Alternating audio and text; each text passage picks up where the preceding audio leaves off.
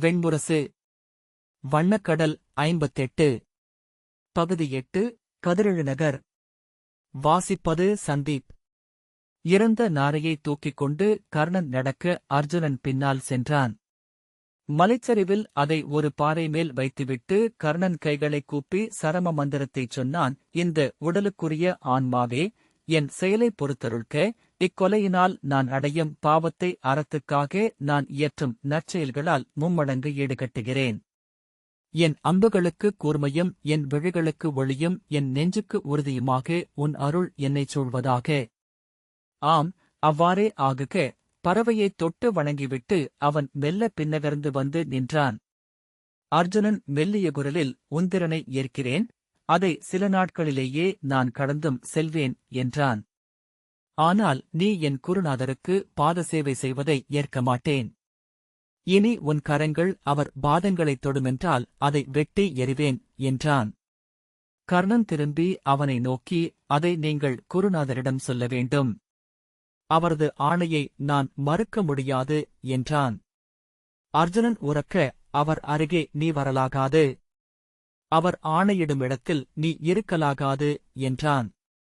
கர்ணன் திடமாக, இளவரசே, நான் இங்கே அவரிடம் மாணவனாக இருக்கிறேன். அவரது சொற்களை கேட்கும் இடத்திலேயே நான் இருக்க முடியும் என்றான். அர்ஜுனன் திரும்பி கண்களில் நீருடன் முகம் சுழித்து பற்கள் தெரிய, சூதா, நீசப்பதரே, இனி நீ குருநாதரின் அருகே வந்தால் உன்னை அங்கேயே கொல்வேன் என்றான். ஆம், அதைச் செய்ய நீங்கள் முயலலாம் என்று மெல்லிய ஏளனப் புன்னகையுடன் கர்ணன் சொன்னான். நீ சூதன். உன்னை என் படைகளைக் கொண்டு கட்டி இழுத்துச் சென்று கழுவிலேற்றுவேன். இக்கணமே அதைச் செய்ய என்னால் முடியும் என்றான் அர்ஜுனன். ஆம், முடியும் இளவரசே. அதற்கான காரணத்தையும் உங்களால் குருநாதரிடம் சொல்ல முடியும் என்றான் கர்ணன். ஆனால் அப்படியொரு பொய்யைச் சொன்ன பின்னர் உங்கள் அம்பில் அறம் திகழுமென்றால் அவ்வண்ணமே ஆகட்டும். என்ன செய்வதென்றறியாமல் அர்ஜுனன் உடல் தவித்து பின்பு கால்களை தூக்கி வைத்து திரும்பி விலகிச் சென்றான். சற்று நடந்தபின் திரும்பி வெறியுடன், மூடா, உன்னைக் கொல்ல எனக்குக் காரணம் தேவை. ஆனால் உன் தந்தையைக் கழுவிலேற்றலாம். அதற்கான காரணத்தை அவனே ஒவ்வொரு நாளும் உருவாக்கிக் கொள்வான் என்றான். கர்ணன் உடலெங்கும் அதிர்ந்தெழுந்த கடும் சினத்துடன் தன் வில்லை எடுத்தபோது அதன் நாண் அதிர்ந்தது. உரத்த குரலில், பேடியின் மகனே, என் அன்னைக்கோ தந்தைக்கோ சிறு தீங்கிழைக்கப்பட்டால் கூட இந்த குருகுல முற்றத்தில் உன் தலையை வெட்டி வீழ்த்தி என் காலால் உருட்டுவேன் என்றான். தன்னிலையிழந்த அர்ஜுனன் குனிந்து தன் மரப்பாதுகையை எடுத்து கர்ணன் மேல் வீசினான். சி, விலகு இழிமகனே. நீயா என்னுடன் வில் கோர்ப்பது என்றான். தன்னருகே வந்த பாதுகையை விலகித் தவிர்த்துவிட்டு கர்ணன் பற்களைக் கடித்து கை நீட்டி, ஆம், நான்தான். நான் கர்ணன், சூதன் மகன். நான் உன்னை அறை கூவுகிறேன். நீ ஆண்மகன் என்றால் வந்து என்னுடன் வில்முகம் கொள். நீ தோற்றாயென்றால் இதோ நீ வீசிய இந்தப் பாதுகையை உன் தலையில் ஏந்தி என்னிடம் பொறுத்தருளக் கோர வேண்டும். இல்லையேல் நீ பேடியின் மைந்தன் மட்டுமல்ல, பேடியும் கூட என்றான். அர்ஜுனன் சில கணங்கள் அசையாமல் நோக்கி நின்றான். அவன் விழிகளைக் கண்ட கர்ணன் அவ்வெறுப்பின் வெம்மையைக் கண்டு ஒரு கணம் அஞ்சினான். அது அவனைப் பற்றிய அச்சமல்ல என்றும் மானுட உள்ளத்தில் வெறுப்பெனக் குடியேறும் அந்த மாபெரும் தெய்வத்தைப் பற்றிய அச்சம் என்றும் மறுகணம் அறிந்தான். உன் அறைகூவலை ஏற்றுக்கொள்கிறேன். உன்னைக் கொல்லாமல் அல்லது சாகாமல் இத்தருணத்தை என்னால் கடக்க முடியாது என்றான் அர்ஜுனன். நீ வந்த நாள் முதல் நான் ஒருபோதும் முழுமையாகத் துயின்றதில்லை. எண்ணக் கொதிப்பின்றி தனிமையில் அமர்ந்ததுமில்லை. இன்று அந்தப் பெறுவதை முடிவுக்கு வரட்டும். இடம் என்றான் கர்ணன். இதை இடம். மதியம் குருநாதர் துயின்ற பின்னர் என்றான் அர்ஜுனன். ஆம், அறிக தெய்வங்கள் என்றான் கர்ணன். இருவரும் அச்சொற்களைக் கேட்டதுமே ஒரு மெல்லிய சிலிர்ப்பை அடைந்தனர். தெய்வங்கள் அறிகின்றனவா? மாபெரும் அடிமரங்களென மண்ணில் காலூன்றி தலைக்குமேல் ஓங்கி மேகங்களில் தலையுரச தெய்வங்கள் அவர்களைச் சூழ்ந்து நிற்கின்றனவா? அவற்றின் பார்வைக்கு முன் இரு சிற்றுயிர்களென அவர்கள் களமாடுகிறார்களா என்ன? அதை அச்சமென்று சொல்வதா என்று கர்ணன் மீண்டும் மீண்டும் சிந்தித்தான். அச்சமில்லை. அச்சமென்றால் இறப்புக்கு, அவமதிப்புக்கு, இழப்புக்கு அஞ்ச வேண்டும். இல்லை, இதுவும் அச்சம்தான். ஆனால் ஏனென்றறியாத அச்சம். இருத்தலின் அடியிலா ஆழத்தைக் காண்கையில், இன்மையின் முடிவிலியை எதிர்கொள்கையில், சிந்தனை கால பெருவெருமையைச் சென்று முட்டுகையில், தனிமையில் உருவாகும் அச்சம். உயிரென்பதால், மானுடனென்பதால் எழும் அச்சம். தன் சின்னஞ்சிறுமையை உணரும்போது எழும் உணர்வு. அந்த அச்சத்திலிருந்து விடுபட்டதும் அங்கே சொன்ன சொற்களில் வந்து விழுந்தது சித்தம். ஒவ்வொரு சொல்லும் அனல் கோலமென அவன் மேல் வந்து விழுந்து அகம்பதச் செய்தது. அக்கணமே வில்லுடன் எழுந்து அவன் தலையை வெட்டி உருட்ட வேண்டுமென்று வெறியூட்டியது. அவற்றிலிருந்து எண்ணத்தை விலக்கும்தோறும் அவற்றை நோக்கியே சென்று விழுந்து கொண்டிருந்தான். ஒவ்வொரு முறையும் அந்த வலி கூடிக் கூடி வந்தது. ஒரு கட்டத்தில் அந்த வலியை விரும்பியே அகம் அங்கே சென்று கொண்டிருக்கிறதா என்று எண்ணினான். வதைகளைப் போல ஈர்ப்பு மிக்க வேறேதுமில்லை. துன்பத்தை சுவைக்கும் ஏதோ ஒரு புலன் உயிர்களின் அகத்தில் குடியிருக்கிறது. நக்கி நக்கி புண்ணை விரிவாக்கிக் கொள்கிறது விலங்கு. அனலை நாடியே சென்று விழுகின்றன பூச்சிகள். கண்களை மூடி அமர்ந்திருக்கையில் தசையும் எலும்பும் வலி கொண்டு தெரிப்பதைப் போலவே அகமும் வலிப்பதை அறிய முடிந்தது. பற்களைக் கடித்து கைகளை முட்டிப்பிடித்து இறுக்கி அவ்வலியை அறிந்தான். வலியை உயிர்கள் விழைகின்றன. மானுடமே வலியை விரும்புகிறது. ஏனென்றால் வலி அகத்தையும் புறத்தையும் குவியச் செய்கிறது. சிதறிப் பறந்து செல்லும் அனைத்தையும் தன்னை மையம் கொள்ளச் செய்கிறது. வலி கொண்டவன் பொருளின்மையை உணர முடியாது. வெட்ட வெளியில் திகைக்க முடியாது. வெறுமையில் விழ முடியாது. அவனுக்கு தனிமையில்லை. வலி பொருளும் மையமும் சாரமும் அருளுமாக அவனுடன் இருந்து கொண்டிருக்கும். வலியை வாழ்த்துகிறேன். வலியாகி வந்திருக்கும் இந்த வஞ்சப் பெருந்தெய்வத்தை வணங்குகிறேன். வலியின் ஒரு கட்டத்தில் அதை உதறி திமிரி மேலெழுந்து மூச்சொழுக்கையில் வரவிருக்கும் அக்கணம் ஓங்கி நிற்கக் கண்டான். அந்த அச்சத்தை சிலந்தி வலையில் விழுந்த இரும்பு கொண்டு போல உணர்ந்தான். இதோ இன்னும் சற்று நேரத்தில் அவ்வச்சத்தை சில கணங்களுக்கு மேல் எதிர்கொள்ள முடியாது. உடனே திரும்பி அந்த வலியை நோக்கிச் சென்றான். வலியில் மூழ்கி நீந்தி திளைத்து, வலியை பீடமாக்கி அமர்ந்து தவம் செய்து, வலியின் பெரும்பாறையைச் சுமந்து நசுங்கி, வலியின்றி பிரிதொன்றிலாதாகி, வலி வலி வலி என்னும் சொல்லையாகி, வலித்தமர்ந்து எழுந்து விழிசிவந்து உலகை நோக்கினான். சொற்களைப் போல கூறியவை எவை? கருணையின்மையின் அக்கொடூரத் தெய்வம் சொற்களில் மட்டுமே அமரக்கூடியது. அன்று பகலெல்லாம் கடும் வெம்மையும் புழுக்கமும் இருந்தது. உடல்கள் உருகி வழிவது போல வியர்வை வழிந்தது. துரோணர் முன்னதாகவே வகுப்பை முடித்துக் கொண்டு படுத்துக்கொள்ள அர்ஜுனன் மயிலிறகு விசிறியால் விசிறினான். துரோணர் துயிலத் தொடங்கியதும் திரும்பி கர்ணனின் விழிகளை ஒருகணம் நோக்கிவிட்டு எழுந்து தன் வில்லை மெல்ல எடுத்துக்கொண்டு விலகிச் சென்றான். சில கணங்கள் கழித்து கர்ணன் தன் வில்லை எடுத்துக்கொண்டு அவனைத் தொடர்ந்தான். காட்டில் இருந்து குருகுலம் நோக்கி சரிந்து வந்த மண்ணில் அவர்கள் ஏறிச் சென்றனர். சில கணங்களுக்குப் பின் கர்ணன் வியப்பூட்டும் உண்மையொன்றை அறிந்தான். அந்த அச்சமும் வலியும் முற்றிலும் விலகிச் சென்று விட்டிருந்தன. இனிய எதிர்பார்ப்பு ஒன்று மட்டுமே நெஞ்சில் நிறைந்திருந்தது. அவன் எதிர்கொள்ளப் போகும் முதல் எதிரி. அவன் செய்யப் போகும் முதல் போர். அவர்கள் மீண்டும் அந்த மலைச்சரிவுக்கு வந்து நின்றனர். கீழே ஓடிக்கொண்டிருந்த 8 ஓடைகளில் நீர் மதிய வெயிலில் வெண்தழல்களாக நெளிந்தது. வானில் பறவைகள் எவையும் பறக்கவில்லை. ஆனால் அப்பால் மரக்கூட்டங்களில் அவை வழக்கத்துக்கு மாறாக கலைந்து எழுந்து அமர்ந்து கூச்சலிட்டுக் கொண்டிருந்தன. காற்று நீராவியால் கனத்து அசைவின்றி இருந்தது. அர்ஜுனன் தன் மாந்தோல் மேலாடையை கழற்றி கீழே வீசினான். இடைக்கச்சையை இறுகக் கட்டிக்கொண்டு கூந்தலை தோள்பட்டையால் சுற்றிக் கொண்டான். அச்செயல்கள் மூலம் அவன் தனக்குள் உறுதியை நிறைத்துக் கொள்வதாக கர்ணன் எண்ணினான். அவனுக்கும் முதல் போர் அதுவாக இருக்கும், அவனுடைய முதல் எதிரி. அர்ஜுனனுடைய அசைவுகளை கூர்ந்து நோக்கிக் கொண்டு கால்பரப்பி நின்றிருந்த கர்ணன் விந்தையான ஓர் உணர்வை அடைந்தான். எதிரில் நின்றிருப்பதும் அவனே. அக்கரிய தோள்கள், இறுகிய சிறு வயிறு, சிறுமயிர்கற்றை பரவிய நெடுமார்பு. தன்னுள் எழுந்த புன்னகையை உணர்ந்ததுமே அவனுள் அக்கணம் வரை இருந்த பரபரப்பும் அகன்றது. மறுகணம் பெரும் வெறுமை ஒன்றை உணர்ந்தான். களத்தைக் காண சித்தம் பெற்ற சதுரங்கக்காயின் வெறுமை. சூழ்ந்து நின்றிருக்கும் தெய்வங்கள் எவை? பசுமை கொண்ட மண்ணாக, சுழன்று செல்லும் காற்றாக, ஒலிக்கும் நீராக, பறவை குரலாக, மேகக்குவைகளாக அவர்கள் நோக்கிக் கொண்டிருந்தனர். அர்ஜுனன் தன் வில்லை எடுத்துக்கொண்டு வந்து களத்தில் நிற்க எதிரே கர்ணன் நின்றான். இருவரும் கால்களை சற்று வளைத்து ஸ்வஸ்திகம் செய்து மண் தொட்டு வணங்கி பின்னகர்ந்தபோது கர்ணனின் பின்பக்கத்திலிருந்து குளிர்ந்த காற்று வந்து அவர்களின் குழல்களையும் கச்சை நுனிகளையும் அசைத்தபடி கடந்து சென்றது.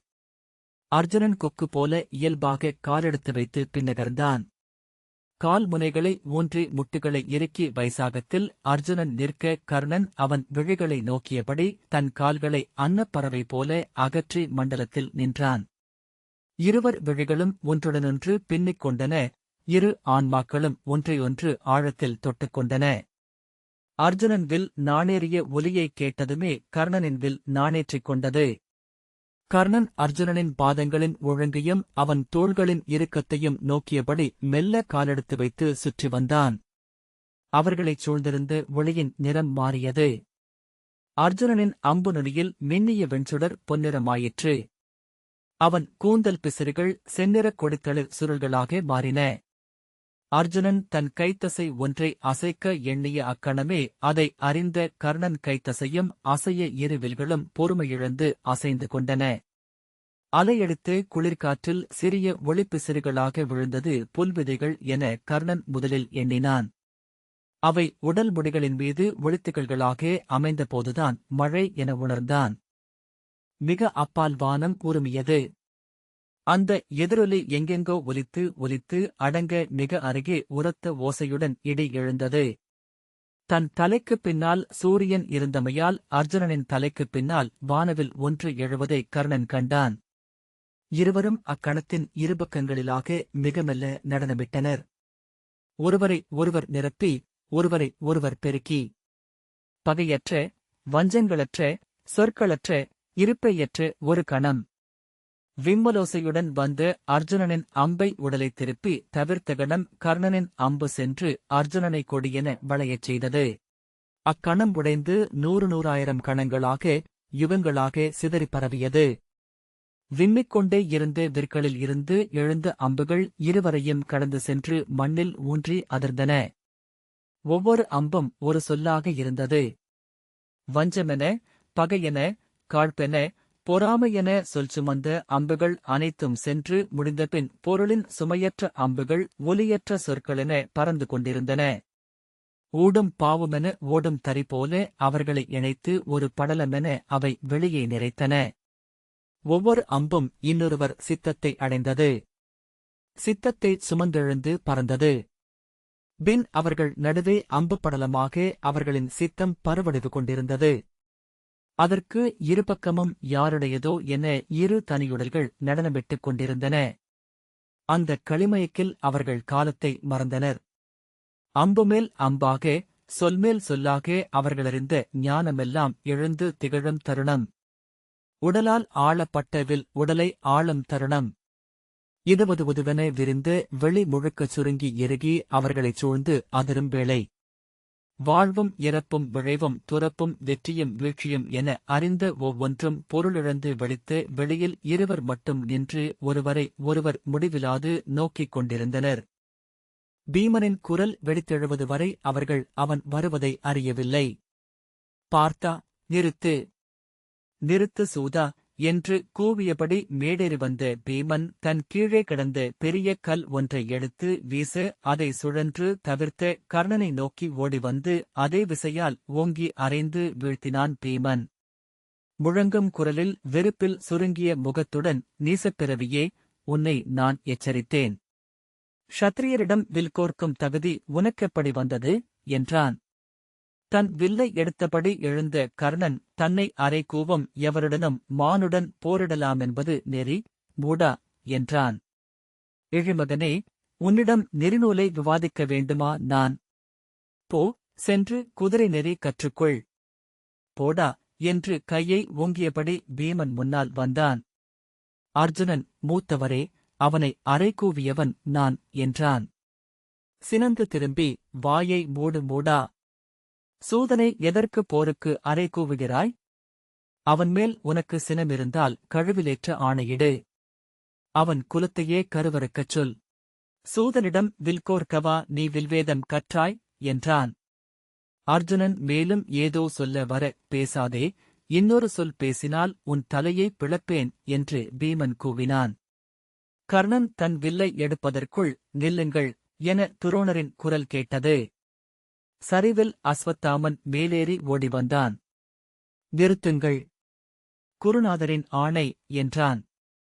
அவனுக்குப் பின்னால் துரோணரும் கௌரவர்களும் ஓடி வந்தனர். துரோணர், வில்லை கீழே போடுங்கள். இது யாருடைய போர்? யார் அறை கூவியது? என்றார். அர்ஜுனன், நான் அறை கூவினேன் குருநாதரே. இவ்விழிமகன் உங்கள் மாணவனாக அமைய நான் ஒருபோதும் ஒப்பமாட்டேன் என்றான். விழிகள் கரைய இடறிய குரலில், எனக்கு நிகராக இவனும் தங்கள் பாதம் தீண்டுவதைப் பார்ப்பதை விட உயிர் துறக்கவே விழைவேன் என்றான். அவன் விழிகளைக் கண்ட துரோணர் ஏதோ சொல்ல வருவது போல கர்ணனை நோக்கினார். கர்ணன் திடமான குரலில், இளைய பாண்டவரே, இதோ என் வில். இவ்வில்லால் நான் உங்கள் க்ஷத்திரிய குலத்தையே அறை கூவுகிறேன். சூதனாகிய நான் வில்லேந்தி உன் நாட்டை கைப்பற்றுகிறேன். என்னை க்ஷத்திரியன் என்று அறிவிக்கிறேன். முடிந்தால் நீயும் உன் தம்பியரும் என்னை எதிர்கொள்ளுங்கள். என்னை கொல்ல முடிந்தால் கொல்லுங்கள் என்று சொல்லி தன் வில்லானை அடித்து விம்மலோசையை எழுப்பினான். கையில் வில்லேந்த கற்றவன் அதை ஏந்தும் தகுதி கொண்டவன் என்பதை பிரஹஸ்பதி ஸ்மிருதி சொல்லும் நெறி. அது போய் என்றால் குருநாதர் சொல்லட்டும். அனைவர் கண்களும் துரோணரை நோக்க அவர், ஆம், பிரஹஸ்பதி ஸ்மிருதியின் ஆணை அதுவே என்றார். கௌரவர்கள் உரக்க, ஆகா என குரலெழுப்பினர். பீமன் உதடுகள் ஏளனமாக வளைந்தன. ஆம், அப்படி ஒரு நெறி உள்ளது. குலசேகரனாகிய எவனும் வில்லேந்தி மண் கொள்ள முடியும். மண்ணைக் காக்க முடிந்தால் அவன் க்ஷத்திரியனே என்றான். ஆனால் முதல் விதி அவன் குலமுடையவனாக இருக்க வேண்டும். குலமிலிக்கு எவ்வுரிமையும் இல்லை. சொல், உன் குலமென்ன? கர்ணன், நான் சூதர் குலத்தை சேர்ந்தவன். அதிரதனின் மைந்தன் என்றான். அவ்வண்ணமென்றால் இதோ ஓடும் நீரைத் தொட்டுச் சொல், உன் தந்தை அதிரதன் என்று. நீர் உனக்கு சான்றுரைக்கட்டும் என்றான் பீமன். கர்ணன் கையில் எழுந்து நின்ற வில் தாழ்ந்தது. கால்கள் பதற அவன் துரோணரை நோக்கினான். அவன் உலர்ந்த உதடுகள் மெல்லப் பிரியும் ஒலி அனைவருக்கும் கேட்டது. சொல், நீரைத் தொட்டுச் சொல், உன் தந்தை சூதனாகிய அதிரதனே என்று கூவினான் பீமன். கர்ணன் தன் கால்கள் மண்ணில் வேரூன்றியது போல நின்றான். இல்லை என்றால் உன் குலம் என்ன? உன் தந்தை யார்? என்றான் பீமன். அதே சினத்துடன் திரும்பி, குருநாதரே, ஒரு குலமிலுக்கு வில்வேதம் கற்பிக்க உங்கள் நெறிகள் ஒப்புகின்றனவா? என்றான். துரோணர் விழிகளைத் தாழ்த்தி நின்றார். கீழ்மகனே, உன் தந்தையின் பெயரைச் சொல்லி வில்லை எடு என்று பீமன் மீண்டும் சொன்னதும் கர்ணன் தோள்கள் தளர்ந்தன. விழப்போகிறவன் போல மெல்லிய அசை ஒன்று அவன் உடலில் கூடியது. திரும்பிச் செல்வது போல ஓர் அசைவு துரோணர் உடலில் எழுந்தது. மறுகணம் அவர் திரும்பி கர்ணனை நோக்கி கை நீட்டி, இனியும் ஏன் இங்கே நிற்கிறாய்? மூடா, போ. சென்று சிதையேறு.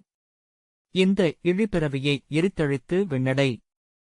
இதற்குமேல் என்ன வேண்டுமென இங்கே நிற்கிறாய்? இதைவிட வேறென்ன கிடைக்குமென எண்ணினாய்? என்று கூவினார்.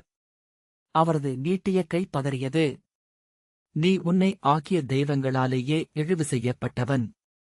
உன்னை இழிவு செய்து அவர்கள் தங்களை இழிமகன்களாக்கிக் கொண்டார்கள். சென்று நெருப்பில் குளி.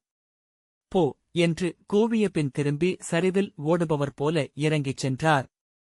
அஸ்வத்தாமன் அவருக்குப் பின்னால் ஓடினான். வில்லை கீழே போட்டுவிட்டு கர்ணன் அங்கேயே நின்றான். பீமன், அனைவரும் குருகுலத்துக்குச் செல்லுங்கள் என்று கௌரவர்களை நோக்கி ஆணையிட்டான். அவர்கள் கர்ணனை நோக்கிய பின் தலை குனிந்து விலகி நடந்தனர். பார்த்தா, வா என்று அர்ஜுனன் தோளைப் பிடித்தான் பீமன். அர்ஜுனன் உடல் திமிருவது போல அசைந்தது. வா என்று அழுத்தமான மெல்லிய குரலில் அழைத்து அவனை தள்ளிக்கொண்டு சென்றான் பீமன். கர்ணனை நோக்கிவிட்டு தலை குனிந்து சென்ற அர்ஜுனன் அவன் இங்கே பயிலட்டும். அவனை நான் களத்தில் எதிர்கொள்கிறேன் என்றான். பேசாதே என்று பீமன் உருமினான். அவனை நான் அஞ்சவில்லை என்றான் அர்ஜுனன். மூடா என்று அவனை ஓங்கி அறைந்தான் பீமன். மண்ணில் விழுந்து கன்னத்தைப் பற்றியபடி அர்ஜுனன் திகைத்து நோக்க மூடா மூடா மூடா என்று பீமன் உடலே நரம்புகளால் இறுகப் பின்னப்பட்டிருக்க பல்லைக் கடித்தபடி சொன்னான். இந்த வாசிப்பை கேட்டதற்கு நன்றி.